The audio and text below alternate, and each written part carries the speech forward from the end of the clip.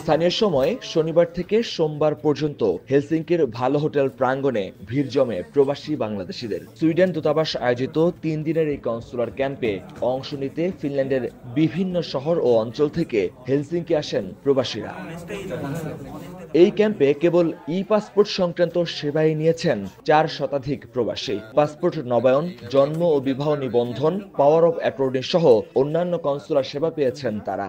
ফিনল্যান্ডে বাংলাদেশ এম্বাসির কোনো এম্বাসি না থাকায় স্টকহোম থেকে যখন এখানে ওনারা সেবাটা দেওয়ার জন্য আসে, সো ওই সেবাটা নেওয়ার জন্য হচ্ছে আমি মেনলি হেলসিঙ্কিতে আসছি, যাতে করে আমার পাসপোর্টটা আবার রিনিউ করে নতুন করে আবার চলতে পারে। এছাড়াও প্রবাসী শিক্ষার্থীদের মিগ্রি সংক্রান্ত জটিলতা নিরসনেও পরামর্শ ডেস্কে সেবা দেন দূতালয় প্রধান।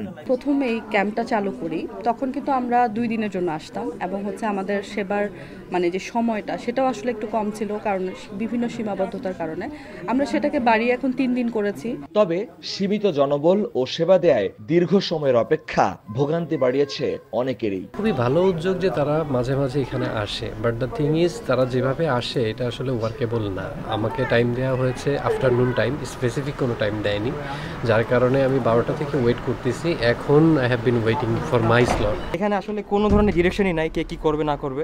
তো দেখা গেছে আমরা সিরিয়াল দিছি সিরিয়াল দেওয়ার জন্য, জিনিসটা খুবই ফানি।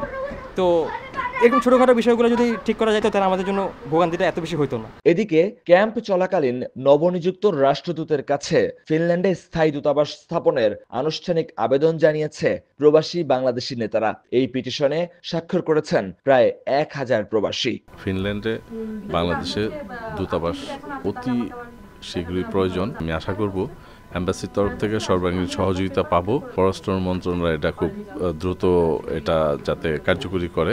ফিনল্যান্ডে প্রায় 25,000 প্রবাসী বাংলাদেশি বাস করছেন, যার বেশিরভাগই শিক্ষার্থী। মহিউদ্দিন মধু, সময় সংবাদ, ফিনল্যান্ড।